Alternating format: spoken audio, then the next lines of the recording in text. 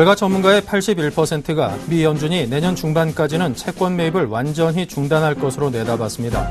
또 3분의 2는 9월부터 출구 전략이 시작될 것이라고 예측하는 것으로 조사됐습니다.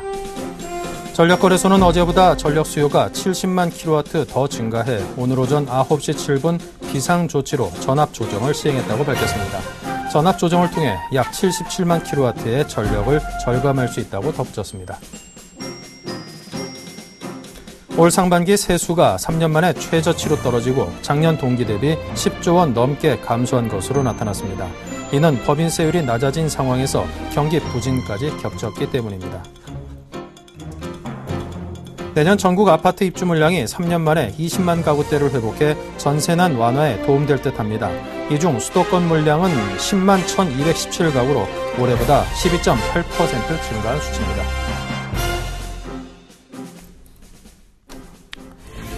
네, 시청자 여러분 안녕하십니까. 오늘장 내일장 진행을 맡은 임동서입니다. 자, 오늘 우리 증시 특히 코스피 기준으로 상당히 좀 힘있게 상승하는 모습을 오래간만에 보여주고 있습니다. 많은 투자자분들이 좀 반가운 마음으로 오늘 증시에 대응을 하고 있을 텐데요. 자, 먼저 오늘 시황부터 살펴보죠. 네, 먼저 코스피입니다. 20포인트가 넘게 올랐습니다. 1900선을 훌쩍 회복하면서 현재 1905선입니다. 투자 주체별로 볼까요? 외국인이 역시 사들여주고 있군요. 685억 원, 양이 그다지 많지 않습니다만 하지만 기관이 그 2배 넘는 1,300억 원대를 순매수하면서 상당히 힘을 실어주고 있습니다. 코스닥입니다. 0.92포인트 소폭 빠지면서 약보합장입니다. 투자 주체별로 보면은 외국인이 그래도 36억 원 순매수를 해주고 있고요. 기관이 코스피와는 반대로 코스닥에서는 260억대의 순매도 물량을 내놨습니다. 원달러 환율 2원이 오르면서 1115.7원입니다. 네, 오늘장 내일장 일부 주요 프로그램 내용들부터 보겠습니다. 네, 애널리스트에게 듣는다. 코스피 시총 상위 업종이 강세를 보이고 있습니다. 이와 관련해서 경기 민감 대형주에 대한 투자 전략을 임수균 연구원으로부터 듣겠습니다. 내일은 1등주 글로벌 경제지표 개선 여부를 주목하자라는 의견과 함께 IT, 자동차, 부품수 강세에 대한 이야기를 나눠봅니다. 테마톡톡에서는 블랙아웃 우려감이 좀 해소되면서 관련주가 하락을 하고 있다고요. 단기, 중기 트레이딩 전략을 제시하겠습니다. 7일간의 수익 다이얼에서는 이정복 대표의 한국전자 인증입니다. 네, 먼저 삼성증권 투자전략팀의 임수균 연구원을 연결하겠습니다. 안녕하십니까? 네, 안녕하십니까? 네, 삼성전자, 현대차 같은 우리 증시를 대표하는 시총 상위 종목들이 강세를 보이고 있습니다. 구체적인 배경 어디서 찾고 계십니까? 예, 일단 최근의 증시 흐름을 좀 보시게 되면은 어떤 특정한 패턴이 있다라기보다는 이제 기존에 좀 크게 못 움직였거나 가격 매력도가 높거나 아니면 실적 바닥 기대감이 부과된 그 경기 민감 대형주들을 중심으로 해서 순환매가 도는 패턴들이 좀 나타나고 있습니다. 그래서 최근 한 달간 정도 놓고 보면은 조선이라든지 철강 화학 같은 업종들이 좀 이렇게 기존의 낙폭을 많이 하는 모습들을 보였고요. 그 이후에 자동차 업종들이 좀 강세를 보였는데, 유일하게 지금 삼성전자 같은 IT 쪽의 대형주들이 좀 주가가 부진한 상황이 연출이 됐었습니다. 이렇게 경기 민감 대형주들이 고루 오르다 보니까, 이제 추가적으로 이제 다른 쪽의 경기 민감주들, 좀 가격 매력도가 있는 경기 민감주들을 찾게 됐고, 그 결과로 지금 삼성전자로 대표되는 IT 업종들이 좀 강세를 보이고 있지 않나라고 생각이 되고요. 아직까지도 또 현대차와 같은 이 자동차 업종들 같은 경우도 좀 가격 매력도가 부각되는 영역에 있고 실적 안정성이 높기 때문에 이런 부분들이 좀 매수세 유입을 자극하고 있는 것이 아닌가라고 생각을 하고 있습니다. 그래서 최근에 보시게 되면은 방어주 대비해서 이런 민감주들의 선전이 좀 지속이 되고 있는데요. 이런 부분들이 이제 궁극적으로는 좀 최근에 좀 개선된 투자 심리를 반영하는 좀 그런 증거들이 아닌가 이렇게 좀 생각을 해볼 수가 있겠습니다. 네. 자, 그렇다면 향후 경기 민감 대형주의 상승을 추가로 좀 더 기대해봐도 좋을런지 모르겠고요. 이와 관련해서 어떤 대응 전략을 짜고 계시는지요? 예, 일단 2분기 실적 시즌 발표 이후에 좀 소재 산업재 업종의 어닝 쇼크가 진정이 되면서 대형 경기 민감주들에 대해서 투자 심리가 좀 급격히 호전되는 모습들이 나타나고 있습니다. 일단 실적이 바닥을 통과했다라는 기대감이 많이 확산이 되고 있고, 또 아까 말씀드렸던 조선철강화학업종들 같은 경우는 향후 업황 개선을 좀 감지할 수 있는 이벤트들도 많이 발생을 하고 있는 상황입니다. 조선 같은 경우는 국내 조선업체들이 수주 모멘텀을 많이 회복을 한 상황이고요. 철강 같은 경우도 동아시아 철강 가격 회복의 수혜, 그리고 중국 구대산업 구조조정의 수혜가 좀 기대가 되는 상황이고, 화학 같은 경우도 최근에 부타디엔 같은 주요 화학 제품 가격들이 꾸준한 상승세를 보이고 있기 때문에 이제 이런 부분들이 업황 개선 모멘텀으로 연결될 수 있다라는 기대감이 많이 부각이 되고 있는 상황입니다. 그래서 소재 산업업종 가운데에도 특히 조선화학 철강업종에 좀 관심을 가지고 있고요. 이런 대형 경기 민감주 같은 경우는 중장기적 관점으로 접근을 해보셔도 좋을 것 같다라고 생각을 하고 있습니다. 따라서 저희 같은 경우는 이런 그 대형 경기 민감주들 같은 경우 조정시 매수 전략이 좀 유효할 것이다라고 생각을 하고 있고요. 연말로 갈수록 주가의 모멘텀도 좀 강해지는 그림을 생각을 하고 있습니다. 네. 자, 그렇다면, 당분간은 좀 박스권 흐름을 전망을 하시는 전문가분들이 많습니다. 앞으로, 후반기, 특히 9월, 10월로 갈수록, 양적 완화에 대한 출구 전략 시행이라든가 그런 악재 아닌 악재들도 예정이 되어 있기 때문에, 마냥 좀 긍정적으로 바라보고 시장에 접근하기엔 좀 무리가 있을 수도 있지 않겠는가 이런 염려감이 밑에 깔려 있는 것이겠죠. 이를 감안한 향후 증시에 대한 투자 전략이라면 어떤 것일까요? 예, 일단 말씀하신 대로 아직까지는 지수가 완전히 추세적 상승으로 진입을 하기에는 단기 불확실성 요인들이 많다라는 점이 부담스러운 국면으로 보실 수가 있습니다. 특히 이제 지속되고 있는 양적 완화 축소 우려라든지 이제 중국 불확실성이 지수 상단을 좀 제약하고 있는 양상들이 나타나고 있기 때문에 당분간은 지수가 1850에서 1950 사이 박스권 흐름을 보일 가능성이 높을 것으로 전망을 하고 있습니다. 따라서 1930 이상에서는 상승 탄력 둔화를 좀 염두에 두고 이익 실현 관점으로 접근을 하실 필요는 있는데요. 아까도 말씀드렸다시피 중장기적 관점으로 접근을 하신다면은 경기 민감 대형주에 대해서는 꾸준히 비중을 늘려나가시는 전략이 좀 유효하지 않을까 이렇게 생각을 하고 있습니다. 네, 알겠습니다. 자, 지금까지 삼성증권의 임수균 연구원과 함께했습니다. 감사합니다. 네, 감사합니다.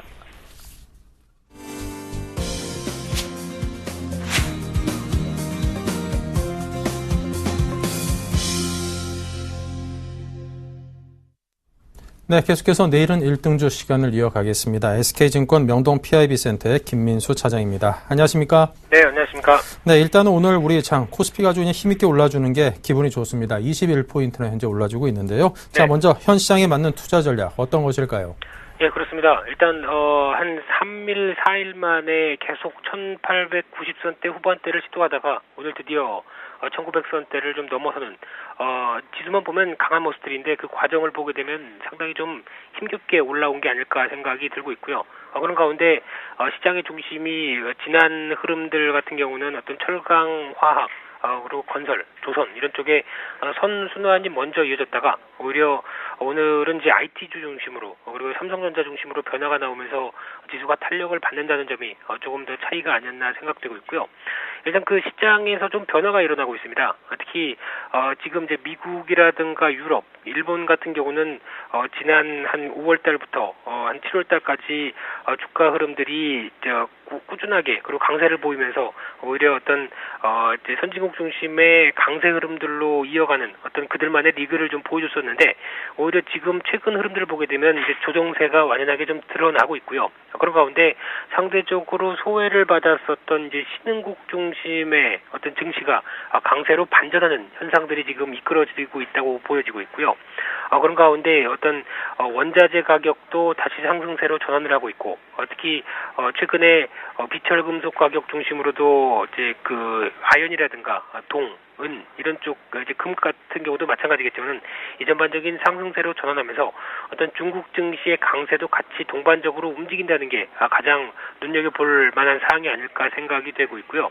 그런 가운데 어떤 유럽 경제 지표가 최악의 상황이 지났다는 흐름이 나오고 있는 상황 쪽에서 그렇다고 한다면 유럽의 최대 수출국인 이제 중국 같은 경우가 어떤 그런 쪽의 변화가 같이 일어나면서 주가가 반등이 들어온다라고 하는 흐름들은 상대적으로 어떤 신흥국 쪽에서 힘을 좀 더 실어주는 그런 변화가 아닌가 생각이 되고 있습니다. 그런 가운데 일단 이번 주 같은 경우 중요한 이슈 중에 하나는 또 하나 이제 그 미국 쪽에서 주가의 발목을 잡고 있는 현상, 특히 양적 완화 축소가 월가의 예상대로 한 9월 달부터 이제 출구 전략이 이어질지 여부에 대해서 가장 많이 좀 신경을 쓰고 있는 부분들인데요. 그런 관점 쪽에서 8월 15일 날 목요일 날 저희가 이제 그날은 광복절로 휴장일 텐데 그 관점 쪽에서 이제 소비자 물가 지수가 발표가 될 걸로 보여지고 있는데요. 이 부분이 지난달 같은 경우 한 1.8%대 소비자 물가지가 상승하는 모습들을 보여줬었는데 여기서 이제 2%대 근접을 하는 쪽으로 나온다라고 하게 되면 연준의 물가 안정에 대한 통제치가 2%대로 이제 어느 정도 좀 못을 박은 만큼 이쪽에 근접하게 되면 오히려 양적 완화 축소가 조금 더 빨라지는 게 아니냐라고 하는 해석이 나올 가능성이 높습니다. 그렇기 때문에 이 소비자 물가 지수와 관련돼서 미국 시장의 변화들 좀 더 주목을 해야 될 것 같고요. 또 이제 작게는 이제 오늘 발표되는 미국의 소매 판매 그리고 또 이제 8월 15일 날 목요일 날 발표되는 미국의 산업 생산 이런 쪽도 경제 전반적인 흐름들 쪽에서 관심 있게 좀 봐야 되긴 하겠지만은 일단 미국 시장 전반적으로 봤을 때 아직 주가가 단기 저점, 단기 조정세를 마무리 짓고 반등한다라는 관점적으로 보기는 조금 힘든 상황이 아닐까 생각이 들고 있고요. 여전히 다우지수나 S&P 지수로 기준을 봤을 때 약간 21선 중심으로 눌림목이 한 번 더 들어올 수 있다는 관점적으로 접근하다 보면은 아무래도 추가적인 조정세가 좀 더 이어지지 않을까라는 관점적으로 해석을 하고 있고요. 그런 가운데 이제 최근 어떤 수급 흐름들을 봤을 때 아무래도 연기금 중심의 꾸준한 매수세가 가장 눈에 띕니다. 몇 차례 말씀을 드렸듯이 올해 작년보다 올해의 연기금 매수세가 조금 더 강화가 되고 있는 측면들이 좀 더 크다고 생각되고 있고요. 그런 가운데 지금 벌써 한 4조 가까이 매수가 좀 들어왔던 모습들로 볼 수 있을 것 같은데 하반기에도 지금 매수 여력들이 상반기부터 지금까지 매수세를 보여왔던 거 이상으로 한 5조 가까이는 더 들어올 수 있다는 분석들이 있다고 한다면 여전히 시장에서 하방 흐름들은 제한시키면서 아무래도 주식 비중을 계속 늘릴 수 있는 여력들이 있는 쪽은 연기금이 아닐까라는 쪽으로 볼 수 있을 것 같고요. 그런데 연기금의 특징은 주식을 방어하는 쪽이지 시세를 끄는 쪽은 아닙니다. 그렇기 때문에 어떤 그 방어적인 역할 쪽에 한번 한 단계 좀 물러서 있는 입장이다라는 관점을 좀 눈여겨보셔야 될 것 같고 오히려 지금 가장 큰 관심은 수급적인 모습을 봤을 때 외국인 매수가 아닌가 생각됩니다. 특히 외국인들은 소폭 매도세로 진행되다가 오늘 같은 경우 이제 매수세로 전환되니까 아무래도 투자 심리가 상당히 좀 호전시켜지는 그런 모습들을 봤을 때 외국인들 중심의 매수 전환이 가장 어떻게 보면 투자 심리의 중요한 단서다라는 관점적으로 보면서 일단 시장의 가장 중요한 변화는 외국인과 연기금 이 두 가지의 어떤 흐름들을 보시면서 체크하는 게 제일 중요할 것 같고요. 말씀드렸듯이 업종별로 이제 그 중국 관련된 쪽에 대해서 철강, 화학, 조선 어떤 이런 전통 산업 중심의 어떤 선순환이 한번 이끌어진 이후에 IT 업종 쪽으로 오늘 또 다시 탄력을 받고 있다라는 관점으로 보게 되면은 일단 지금 전략은 지금 IT 업종들 같은 경우 대표적인 삼성전자 같은 경우 SK 하이닉스도 마찬가지지만은 올해 실적 기준으로 봤을 때 삼성전자 같은 경우도 국내 주가에서 그러니까 이렇게 해외와 다 같이 봤을 때 이 정도로 펀더멘탈이 싼 종목을 찾기는 좀 힘든 것 같습니다. 아무리 스마트폰 관련돼서 그 전략이 좀 아직 좀 확실하지 않고 아직 어떤 그 앞으로의 실적에 대해서 자신이 없다고 하더라도 지금 당장 나온 실적 대비해서는 상당히 싼 펀더멘탈을 유지한다라고 하게 되면 오히려 지금 삼성전자가 조금 더 힘을 낼 가능성이 있다. 단 관점에서 봤을 때 오히려 보유하고 계신 분들이라고 한다면 조금 더 눈여겨보시면서 어떤 그 홀딩 전략을 계속 유지해야 되지 않을까라는 관점으로 볼 수 있을 것 같고요. 지금 지수와 관련돼서 타겟은 아무래도 IT 업종 쪽이 아닐까라는 관점 쪽으로 대응을 하시는 게 맞다고 생각되고 있고요. 그런 가운데 이제 1900선의 어떤 저항대, 그러니까 즉 단기 이동 평균선이 상당히 좀 강하게 저항으로 보여줬다가 이를 안착을 보여주면서 이제 다음 저항대는 이 지난번에 가로막혔었던 121선 중심의 1930선이 이제 다음 저항대로 나타날 걸로 보여지고 있는데요. 말씀드렸듯이 삼성전자라든가 IT 업종들이 상대적인 강세를 보이면서 주가가 움직인다라고 하게 되면 오히려 121선 돌파도 무게를 좀 실어 놓으면서 봐야 되지 않을까 라는 관점으로 볼 수 있을 것 같고요. 여전히 지금 시장 흐름들로 봤을 때는 신흥국 중심으로 변화가 좀 들어온다라는 관점으로 봤을 때 선별적으로 주식 비중 확대 전략 쪽에 조금 더 무게를 두면서 말씀을 좀 더 드리고 싶습니다. 네, 알겠습니다. 시장에 대해서 상세하게 말씀을 해주셨습니다. 자, 그렇다면 이제 내일은 1등주를 소개를 받기 전에 요즘 들어서 1등 종목이 나오는 그 분야, 거기는 어딘지 먼저 큰 그림부터 그려보겠습니다. 예, 일단 두 가지 쪽에 초점을 맞추면서 말씀을 좀 드리고 싶은데요. 먼저 IT 업종 쪽을 말씀을 좀 드려야 될 것 같고요. 특히 앞서 말씀드렸지만은 그동안 어떻게 보면은 그 주가는 싼데 외국인들 매도라든가 아니면 어떤 특별한 모멘텀이 없는 가운데 좀 가격 메리트만 보유하고 좀 움츠려들어 있다가 오늘 같은 경우 이제 강하게 변화가 나온다라고 한다면은 이 펀더멘탈 대비해서 저평가가 확연하게 드러나는 국면들이 아닐까라는 관점으로 볼 수 있을 것 같고요.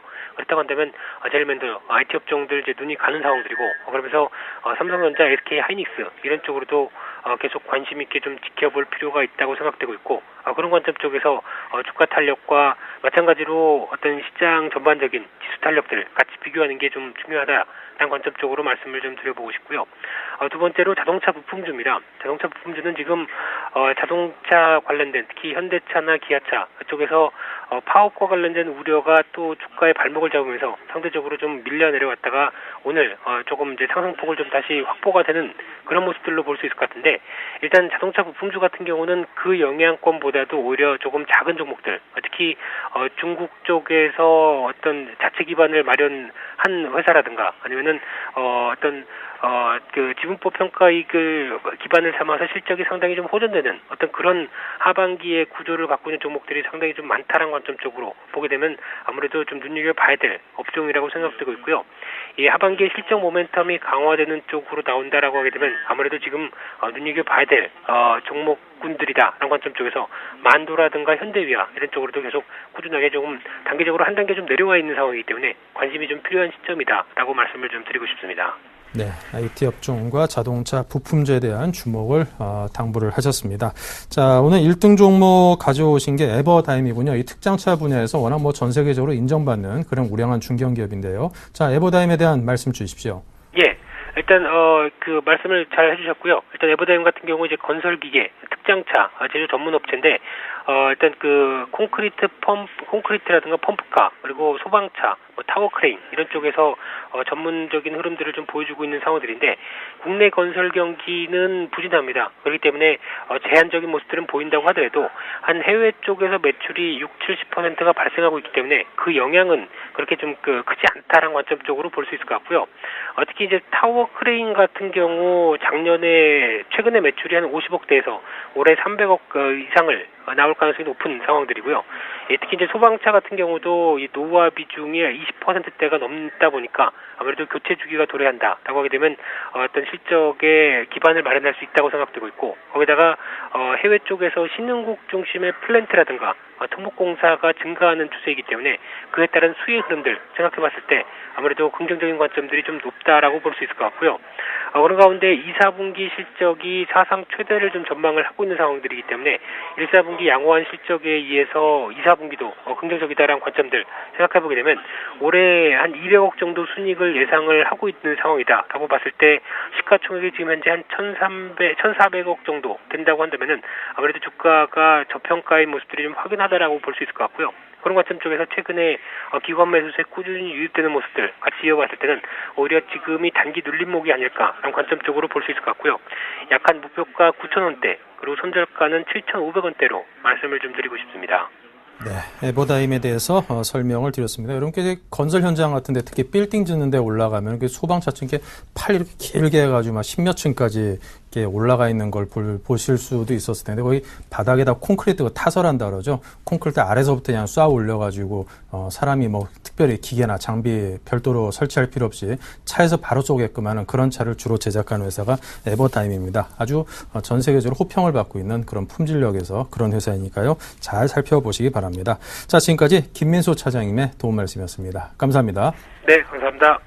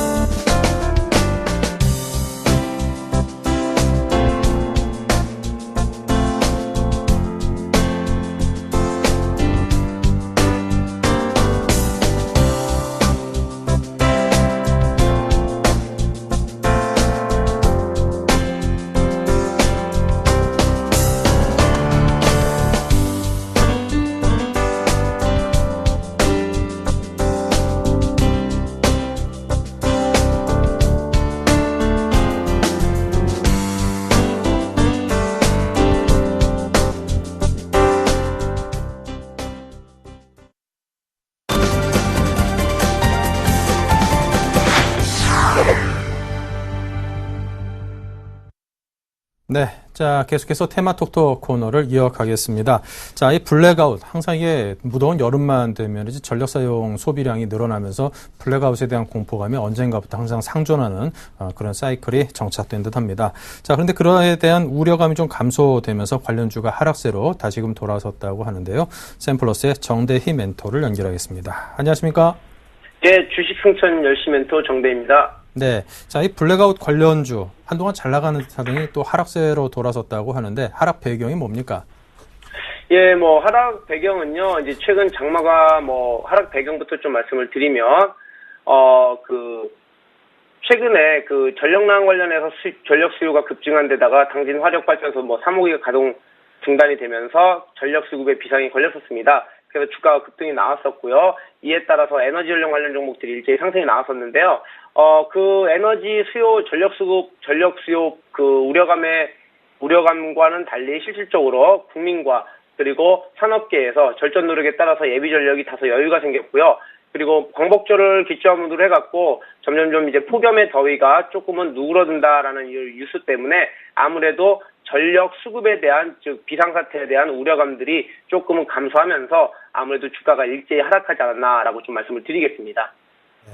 자, 그렇다면 블랙아웃 관련주, 아직까지도 블랙아웃에 대한 우려감이 완전히 가셨다라고는 절대 말할 수 없는 상황일 텐데요. 만약 이게 하락세로 이어지지 않을 수도 있을 것 같다 싶기도 합니다. 자, 향후 전망과 전략 어떻게 생각하십니까? 예, 일단 전략은요, 단기적인 트레이딩 관점과 중기적인 관점이 둘 다 유효합니다. 그 이유에 대해서는 이따 차후에 말씀을 드리겠고요. 향후 주가에 대한 전망은요, 급등과 급락을 계속 반복할 겁니다. 그래서 현 시점에서는 충분히 짧은 추가적인 상승이 나올 수도 있겠다. 하지만 당분간 조정은 받을 수 있겠다라고 또 말씀을 드리겠고요. 그런 이유를 말씀을 드리면요. 현재 시점에서는 이제 여름철에 전력 수급이 어느 정도 해소가 되어가는 과정이기 때문에 거기에 대한 기대감이 기대감이 조정으로 좀 이어질 거다라고 좀 말씀을 드리겠고, 하지만 전력 수급 해소까지는 아직까지 완벽하게 해소가 된 것은 아니다라는 점이 짧은 추가적인 상승이 나올 수 있겠다라고 말씀을 드린 이유입니다. 또한 한편으로는 이제 막바지 무더위가 오늘 이제 가을로 접어들면 어느 정도 전력 수급에 대한 해소가 되면서 주가는 약간의 횡보나 혹은 지지부진한 조정의 상태를 보일 텐데요. 이렇게 주가는 이슈에 의해서 급등과 급락을 할 것이고요. 이슈가 소멸되면 당분간은 횡보를 할 겁니다. 하지만 가장 궁극적인 문제점인 원전들, 즉 중단되었던 원전들이 재가동이 되지 않는다면 겨울철 전력 수급에 대해서도 또 한 번 주가는 반등이 나올 수 있겠다라고 말씀을 드리고요. 지난해 겨울철 전력 수급은요, 여름철보다 더 많은 전력이 필요할 것으로 나타났었기 때문에요. 또 한 번 이러한 중단된 원전들이 재가동이 되지 않는다면 겨울철에도 분명히 전력 수급에 대한 우려가 나오기 때문에요. 그렇기 때문에 주가는 그러한 기대감으로 다시 한번 급등의 소지가 있다라고 좀 말씀을 드리겠고요. 현재 시점에서는 고점에 추격 매수하신 분들은 종목을 그대로 좀 보유하시고요. 어느 정도 또 일정 손절가를 잡아주신 다음에 전략 매도보다는 비중을 축소하시고 나머지는 향후 주가에 짧은 추가적인 기술적 반등이 나올 수 있기 때문에 그렇게 좀 대응을 해주셨으면 한다라고 좀 말씀을 드리겠습니다. 네, 알겠습니다. 자, 그렇다면 이제 블랙아웃 관련주, 길게 가져갈 만한 테마는 결코 아닌 것 같으니까 단기적으로 좀 잘 대응을 하셔야 될 텐데, 자, 그렇다면 이제 가장 좋은 종목이라면 이 가운데 어떤 걸 꼽으십니까? 일단 전력 관련 종목해서요. 최근에 이제 한국전력을 저는 좀 추천을 드리고 싶습니다. 최근에 이제 실적이 개선되는 테마보다는 실적이 개선되는 그런 움직임도 나오고 있고요. 그리고 최근에 또 아직 전기값 인상에 대한 그런 이슈들이 나오고 있기 때문에 그런 전기값 인상이 될지 안 될지는 차후에 결과를 지켜봐야 되겠지만 그런 기대감 때문에 또 올라오고 있고, 또 이 종목은 연말에 배당을 좀 노려볼 수가 있습니다. 그리고 다른 기존의 전력 테마 종목들보다는 아무래도 좀 주가가 안정적으로 흐름으로 가져가기 때문에요. 이 종목 차트를 보면서 좀 말씀을 드리도록 하겠습니다. 최근에 이제 원전 비리가 관련되면서 주가가 좀 급락을 했고요. 그 시점으로부터 이제 지금 보시면 다중에 좀 바닥을 다져주면서 주가가 다시 올라오는 모습이고, 최근에 이제 전력난 관련해서 주가가 다시 한번 전기값 인상이라든가 그리고 또 거기에 대한 기술적 반등에 따라서 기관과 외인들이 수급이 지금 최근에 기관의 수급이 들어오고 있거든요. 그래서 이런 것들 잘 잡아보시면 되겠다. 추세를 아직 잘 만들어가고 있고요. 그래서 손절가는 일단 매수가부터 먼저 말씀을 드리면요. 현재 매수 충분히 유효하다. 그리고 목표가는 32,000원, 전고점 자리까지 보시면 되겠다라고 좀 말씀을 드리겠고, 손절가는 짧게 한 28,000원 정도 보시면요. 이 종목은 실적이라든가 전기값 인상이라든가 배당까지도 다 노려볼 수 있기 때문에 충분히 다른 급등 테마보다는 가능성이 있다라고 좀 말씀을 드리도록 하겠습니다. 네. 자, 한전을 블랙아웃 관련주 중에 가장 좀 투자해 볼 만한 그런 종목으로 꼽았습니다. 또 한전하면 뭐 전기와 관련해서도 있긴 하겠지만 이제 그 광주 쪽이란가요? 그 본사 이전에 따른 그런 이슈도 함께 있으면 여러분께서 알아두시면 좀 투자하시는 데 도움이 될 것 같습니다. 삼성동 쪽에 가면은 마지막 금사라기 당이라고 불리한 3조 원 정도 된다라는 그 한전 본사 부지가 있으니까 이번 정권 안에서 어떻게 뭐 좀 그에 대한 변동 가능성에 따라서 주가가 움직일 가능성도 있다는 점 염두에 두시고 함께 접근해 보시기 바랍니다. 자, 지금까지 샘플러스의 정대희 멘토와 함께했습니다. 감사합니다. 예, 수고하셨습니다.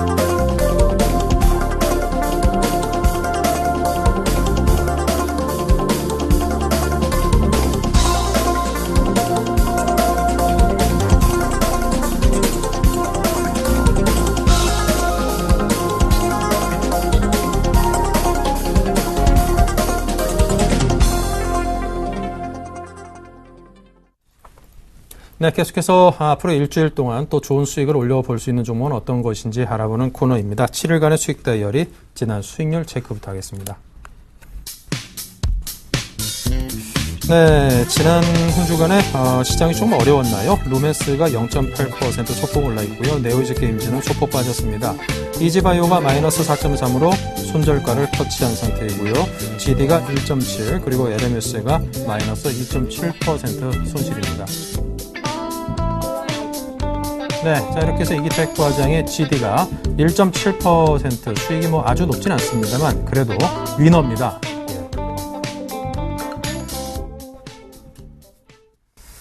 네, 1.7%면 요즘 뭐 금리로 해서 1년 동안 돈을 은행에 넣어놔야지 정기예금 금리로 뽑는 수준이니까 막 일주일 동안에 이 정도 했다. 아, 대단한 거죠. 예, 최고입니다. 저희 뭐 7일간의 수익 다이어리에서 종목을 추천해 주시는 저희 전문가분들이 항상 노력을 해서 여러분께 종목을 추천해 드리고, 사실 일주일이라는 기간이 워낙 짧다 보니까 이 시장 상황에 일주일 만에 뭔가 답을 찾기란 건 참 쉽지 않거든요. 조금 더 중기적으로 여러분께서는 일주일 만에 이거 어떻게 해야지라고 덤비시기보다는 뭐 한 달, 두 달, 석 달 이런 식으로 좀 기간을 놓고 이 종목들에 대해서 펀더멘털 차원에서 잘 접근해 보시기 바랍니다. 자, 그럼 매주 화요일 종목 추천하시는 JB스탁의 이정복 대표를 만나보겠습니다. 안녕하세요. 네, 안녕하세요. 네, 네오이즈 게임즈. 뭐 마이너스 0.6 아직까지 제자리라고 볼 수 있겠네요. 이 종목에 대한 얘기부터 들어보죠. 사실 어저께 같은 경우 좀 급등을 하면서 사실 이유가 있었는데, 그 에이지 오브 스톰이 이제 런칭이 들어갔는데 첫 주말 동안에 신규 가입자만 10만 명을 기록을 했고요. 그래서 재방문율이 65%, 이제 평균 플레이가 180분. 평균 플레이 시간이 이제 보통 한 판 30분 정도 되는데 상당히 높은 수치로 이제 게임 이용자들이 굉장히 만족을 하는 것 같습니다. 그래서 오늘 같은 경우도 사실 모바일 게임 업체들은 사실 급락을 하고 있는 기업들이 많이 나오고 있습니다. 그런 여파들이 어느 정도 좀 나와주고 있고요. 같이 이렇게 영향을 미치고 있는 것 같고요. 하지만 NC소프트가 사실 오늘 좋은 흐름을 보여주고 있는데 네오지게임즈도 어저께 그런 뉴스가 나오면서 장중 급등을 했다가 121선을 기술적으로 돌파를 강하게 한 시점에서 오늘 다시 한번 조정이 나와주고 있습니다. 거래량이 많지 않기 때문에 큰 의미는 없다고 보고 있고요. 이 종목에 대해서 지속적으로 좀 바닥부터 제가 말씀을 드리고 있는데 사실 목표가는 한 24,000원, 5,000원 정도 이상을 보고 있는 기업이고 일주일 정도 앞으로 다시 한번 일주일, 2주일 이렇게 좀 기다려 보신다면 지금 현재 가격도 충분히 매수할 가격이라고 말씀드리겠고요.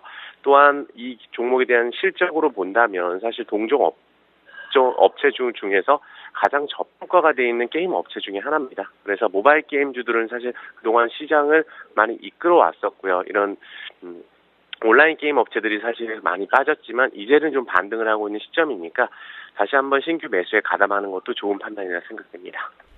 네. 자, 게임 업계.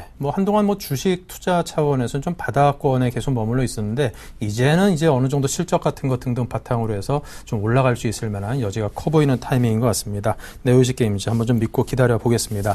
자, 오늘 새로이 추천하실 종목은 한국전자인증인데요. 예전에도 한번 말씀하셨던 것 같기도 하고, 제가 잘못 기억하는 걸까요?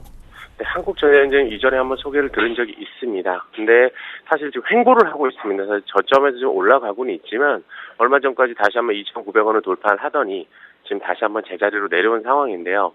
이 종목에 대한 좀 이상한 점을 포착해 볼 수 있다면 기관들이 사실 3,800원, 900원 이때 엄청나게 많이 연기금이 매수를 했던 종목입니다. 그리고 떨어질 때도 사실 손절보다는 지금도 수급을 한번 살펴보신다면 매일같이 기관들이 이렇게 들어오고 있는 중소형주 중에 기관들이 매일 사고 있는 종목이 많지가 않은데 손절보다는 다시 한번 추가 매수를 단행하고 있는 것으로 보아서는 반등의 가능성이 좀 높아 보이고요. 국내 유일의 공인인증서를 서비스하는 업체고 법인용 공인인증서 시장에서는 1위를 기록하고 있고요. 앞으로 이제 전자 본인 서명 확인 서비스가 실시될 경우에 이용자가 이제 증가하면서 긍정적으로 보고 있고요. 이제 민간 기업 중에 유일하게 국가공인인증센터를 운용하고 있어서 현금 보유가 사실 굉장히 높은 기업입니다. 이 기업이. 그래서 무차익 경영이라고 볼 수가 있고 역시 제가 말씀드렸던 대로 전자서명법을 개정안을 통해서 공인인증서 시장이 앞으로 좀 성장을 할 것이다. 이런 포인트로 봐서 매수하실 이유를 좀 볼 수가 있고요. 무엇보다 기술적으로 한번 보신다면 주가가 고점에서 많이 빠진 상황입니다. 아직까지 제대로 된 반등이 거래량이 한번 터지지 않은 상황이고 이렇다는 것은 사실 이 가격 이 61선 부근에서 매수를 하신다면 다시 한번 슈팅이 나올 수 있는 그런 구간이 아닐까 생각을 하고 있고요. 매수가는 오늘 종가 매수 충분히 유효해 보이고 손절가는 타이트하게 마이너스 한 3% 정도 제시해드리겠습니다. 네, 알겠습니다. 한국전자인증 예전에 한번 말씀하신 데 이어서 다시 한번 추천을 해주셨습니다. 자, 지금까지 JB스탁의 이정복 대표였습니다. 감사합니다. 네, 감사합니다.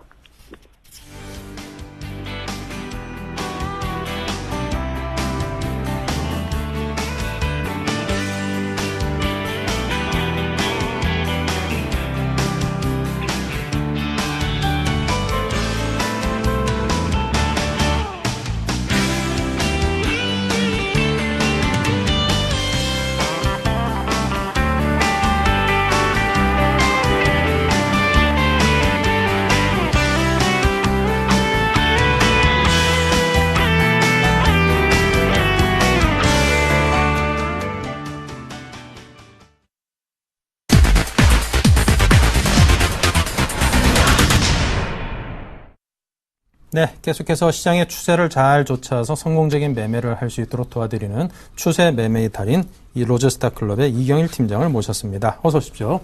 안녕하세요. 네, 자 먼저 현재 시장 상황이 그다지 나쁘지 않습니다. 지금 종합주가 지수가 1909 10선까지도 노리고 있는 상황입니다. 현 시장 상황에 대한 정리 또 그에 따른 전략은 어떻게 세우고 계시는지 듣고 싶습니다.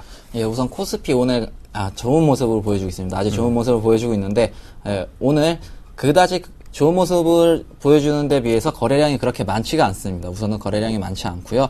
예, 코스피 같은 경우에는 지금 장 초반에 기관하고 외국인의 매수세로 인해서 소폭 매수세로 인해서 상승 출발은 했지만 그래도 지지부진한 이제 관망세를 이제 좀 보여주다가 10시 반을 기점으로 해서 이제 기관의 매수세가 크게 들어오면서 오늘 이제 1% 넘게 상승을 보여주고 있고요.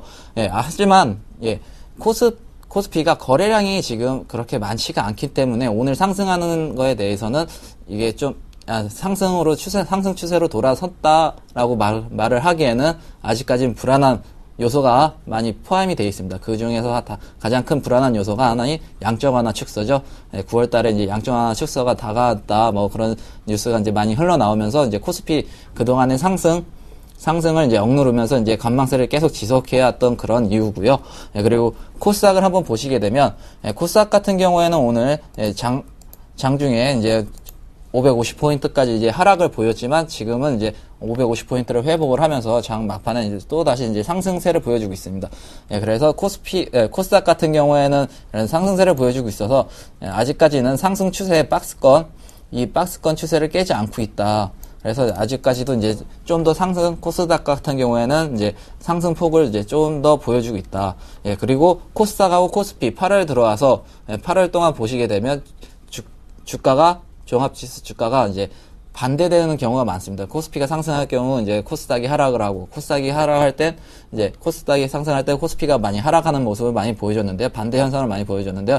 이는 이제 꾸준한 주도주가 없고, 이제 시장상은 이제 개별 종목 위주의 이제 시즌 맞게 이제 실적이 이제 좋은 종목들, 이제 개별 위주의 종목이 이제 강하게 나타났기 때문에 이런 현상이 나타났던 이유고요. 앞으로 이제 보시게 된다면 뭐 이제 실적 시즌도 이제 다 끝났기 때문에 코스닥에 대해서 이제 상승이 이제 가능하기 위해서는 글로벌 호재라든지 또 이제 아니면 국내 이제 증시에 대한 이제 호재들이 있어야 됩니다. 하지만 지금 아직까지는 아직까지는 그런 큰 호재가 없었고요. 그나마 이제 좀 호재라고 있는 것이 이제 14일 날 유럽 GDP가 발표 예정이고요. 그리고 미국에서 이제 소매 판매 지수가 이제 발표 예상이어가지고 이제 발표 예상인데 둘 다 이제 좋게 이제 나올 전망이어서 우리 국내 증시에 이제 좀 상승을 이제 호재로 작용하고 있고요. 코스피가 오늘 상승하는 이유도 14일날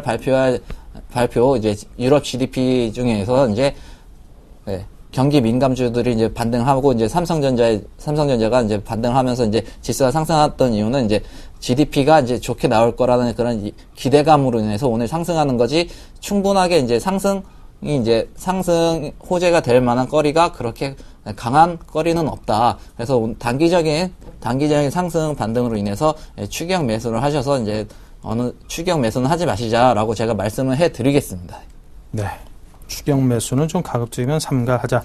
여러분께서도 지금 8월입니다. 근데 제가 헤드라인에서 전해드렸다시피 월스트리트가 전문가분들 중에 상당수가 3분의 2 이상이 한 9월부터는 늦어도 10월부터는 출구 전략 등이 시행될 것이라는 전망을 한다고 합니다. 그런 뉴스가 현실화되면은 아무리 뭐 선 반영되었다라고 하지만 투심 자체가 상당 부분 좀 훼손될 수밖에 없고 그때는 시장이 상당히 좀 추워질 수도 있으니만큼 그에 따른 그런 상황들 좀 염두에 두시고 좀 보수적으로 대응을 하시기 바랍니다. 지금 좋은 게 내일이나 다음 주까지 계속 좋을 수는 없는 거니까요. 추격 매수는 좀 자제하시라는 이경일 팀장의 의견 잘 염두에 두시고요.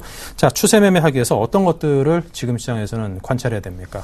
우선 중국 증시를 좀 봐야 됩니다. 우선 오늘 삼성전자가 이제 IT 전기전자주가 이제 업종이 이제 크게 상승을 했습니다. 그게 상승을 하고 또 이제 뭐 경기 민감주인 화학주, 운송주, 철강 업종이 이제 많이 상승을 했습니다. 철강 업종 같은 경우에는 이제 중국을 좀 보셔야 되는데 경기 민감주 같은 경우에는 지금 제가 말씀드린 경기 민감주는 중국을 좀 보셔야 되는데 그 중국이 이제 PMI 지수가 4개월 만에 이제 반등하고 이제 경기 지표가 이제 예상치에 부합을 좀 많이 하는 모습을 보여줬기 때문에 그로 인해서 중국 증시가 3주 동안 계속 상승세를 보여줬습니다. 상승세를 보여주고 이제 이러한 이유로 이제 중국 증시 상승으로 인해서 우리 증시에 대한 호재거리로 작용하면서 경기 민감주가 차례대로 이제 순환매를 돌면서 뭐 철강주, 철강주, 뭐 화학주, 건설주 그리고 이제 전기전자는 지금 오늘 이제 순환매가 들어오고 있고요.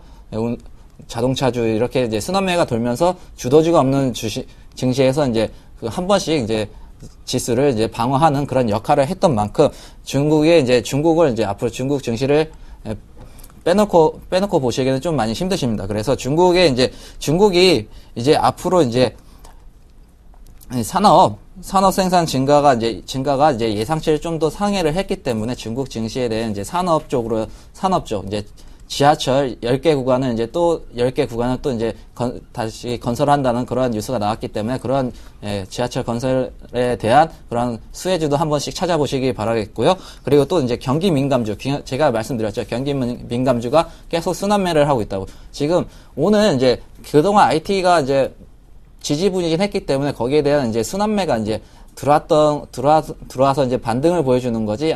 아직까지는 이제 IT주가 이제 다시 이제 상승 추세로 돌아섰다고 하기에는 그렇게 보기에는 좀 많이 힘든 면이 많이 있습니다. 그래서 이제 그렇기 위해서 이제 지수가 이제 상승 추세로 이제 돌아서기 위해서는 IT가 다시 주도주로 된다 하더라도 지수는 그렇게 크게 상승을 못하고 그 뒤로 받쳐주는 이제 경기 민감주들이 같이 이제 상승세를 돌아서야 완전한 이제 상승 추세로 돌아섰다라고 말씀을 해드릴 수 있는 만큼 앞으로 경기 민감주 쪽으로 이제 보시면 되시고요. 경기 민감주에는 제가 아까 계속 말씀드렸다시피 자동차, 철강, 그리고 기계, 그리고 화학, 건설 이렇게 이제 이런 쪽이 이제 경기 민감주이기 때문에 이런 쪽으로 다시 한번 눈을 한 번씩 돌려보시기 바라겠고요. 그리고 이제 시장에 주도주가 없으면 8월달 같은 이제 실적 시즌이 다가왔던 만큼 이제 실적 시기였던 만큼 이제 항상 이제 실적이 좋았던 종목이 잘 갔습니다. 그래서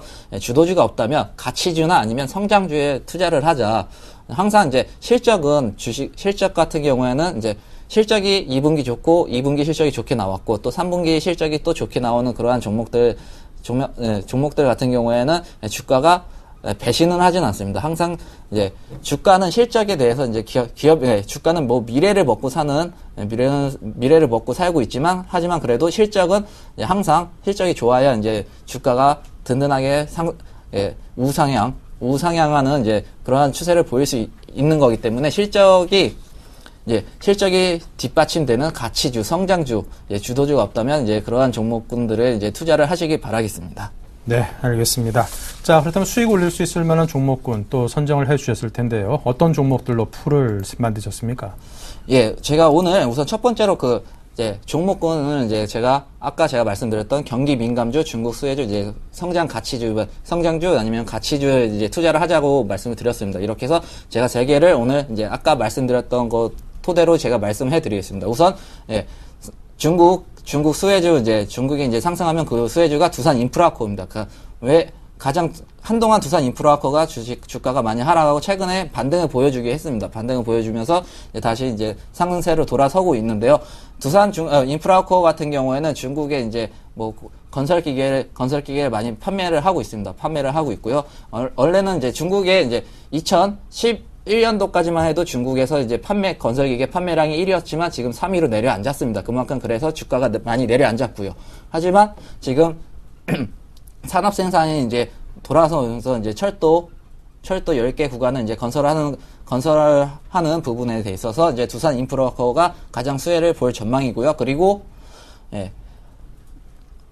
2분기부터 두산 인프라코가 2분기부터 실적이 이제 조금씩 서서히 턴어라운드 하고 있기 때문에 앞으로 이제 두산 인프라코 같은 경우는 이제 보유를 하고 계신다면 원래 두산 인프라코 같은 경우에는 적정 주가가 지금 보시게 되면 2만 원 선 부근이기 때문에 2만 원 선까지는 충분히 중장기적으로 들고 가시면 큰 수익률을 보실 수 있는 종목이고요. 그리고 또 하나는 이제 GS건설입니다. 제가 오늘 갖고 왔던 종목은 이제 경기 민감주이면서도 이제 한동안 GS건설의 실적에 대해서 이제 주가가 많이 하락을 했습니다. 하지만 이제 2분기까지는 이제 실적에 대한 부분은 이제 다 주가는 마무리됐고요. 이제 3분기 최근에 이제 이 부분이 상승하는 부분이 왜 나타났냐면 3분기 실적이 개선되는 종목. 그래서 이제 실적도 개선이 되고 그리고 경기 민감주 제가 말씀드렸죠. 앞으로 경기 민감주가 뒷받침이 돼야 주도주가 있더라도 경기 민감주가 뒷받침이 돼야 이제 상승 추세로 지수가 상승 추세로 돌아설 수 있다. 그만큼 이제 경기 민감주도 꾸준히 한 번씩 보셔야 됩니다. 그리고 그래서 GS건설 같은 경우에는 이제 3분기 실적이 턴어라운드가 예상이 되기 때문에 그래서 이제 GS건설 같은 경우에는 상승에 이제 모멘텀이 충분하다라고 해서 제가 들고 왔고요. 그리고 실적주, 그 기업 실적이나 가치주, 최근에 서원캅셀이 많이 올랐습니다. 서원캅셀 같은 경우는 최근에 많이 올랐고요. 오늘 어느 정도 이제 주가가 이제 상승해서 이제 하락세로 돌아섰는데요. 하지만 이 부분, 지금 2분기가 지금 이 부분이 이제 상승폭이 큰데요. 이 부분이 상승폭이 큰 이유는 사상 최대 실적을 나타냈기 때문에 서원캅셀이 급등을 보였습니다. 하지만 3분기 역시 2분기를 넘어선 실적을 이제 발표할 예정이어서 지금은 이렇게 많이 급등을 했지만 아직까지도 추가 상승이 좀 더 있는 장기적으로 봤을 때 추가 상승이 꾸준하게 있는 이제 종목이다. 그래서 지금 이평선하고 거리가 좀 이제 많이 벌어져 있기 때문에 주가가 이평선하고 거리를 이제 어느 정도 좁히고 난 다음에 이제 조정을 줄 때 그때 들어가시면 큰 수익, 이 서원캅셀도 큰 수익을 보실 수 있다라고 제가 말씀을 해드리겠습니다. 네. 자, 그렇다면 오늘 추천 종목은 두산중공업인데요. 오늘은 평소보다는 조금 짧게 듣겠습니다. 예, 두산중공업 같은 경우에는 제가 여태 2010년도부터 3년간 주가가 계속 하락했습니다. 그 하락했던 이유는 수주의 이제 감소, 그리고 자회사의 실적 리스크 때문인데요. 그 실적 리스크가 두산건설에 대한 이제 자금 지원 이벤트가 이제 마무리가 됐고요. 그리고 두산건설이 실적이 조금씩 턴어라운드 하고 있기 때문에 자회사의 실적 리스크는 이제 해소가 됐고요. 그리고 수주가 이제 상반기 수적 2조 2천억 원이었는데 이제 하반기 실적은 이제 신고리 569랑 이제 베트남 프로젝트 2기를 이제 수주할 전망이기 때문에 그 예상 하반기 수주 실적은 이제 8조가 이제 예상이 되고 있기 때문에 그만큼 이제 수주도 이제 어느 정도 돌아섰다. 그래서 이제 원래 두산중공업 같은 경우는 실점이 그 매출액은 계속 증가를 하고 있었습니다. 하지만 수주 모멘텀이 없기 때문에 주가가 2011년도 이제 월봉을 보시게 되면 2011년도부터 이제 이 부분부터 계속 하락을 했습니다. 주가는 이제 계속 하락을 했고요. 그래서 이 부분을 이제 어느 정도 이제 항상 하락을 할 때, 이때 상승을 할 때가 평균 수주 잔고가 20조 원을 넘어섰는데 지금 평균 수주 잔고가 15조에서 16조 이제 왔다 갔다 거리기 때문에 어느 정도 주가가 많이 하락을 했고요. 하반기 8조 원을 이제 수주를 한다 그러면 20조 수주 잔고가 20조 원을 넘어서는 이제 다시 호황기대로 이제 다시 돌아가는 모습을 보여주기 때문에 두산중공업 앞으로도 충분히 상승이 가능하다라고 말씀해 드리고요. 두산중공업 같은 경우에는 제가 이제 45,850원을 처음에 매수가를 그렇게 잡았는데 오늘 이렇게 안 온다 그러면 지금의 가격대도 괜찮고요. 목표가는 이제 우선 단기적으로 5만원, 그리고 손절가는 44,000원으로 잡아드리겠습니다. 네. 자, 이렇게 해서 오늘 1등 갈 만한 종목 두산인프라코를 포함해서 오늘 추천 종목 두산중공업으로 두산그룹 관련주들이 2개나 포함되어 있습니다. 그동안에 이제 상당한 부진을 딛고 이제 새로운 레벨업을 기대를 해보겠습니다. 지금까지 로즈스타클럽의 이경일 팀장과 함께했습니다. 감사합니다. 네, 오늘 장 내일장 1부 여기서 마치고요. 잠시 후 2부로 이어가겠습니다.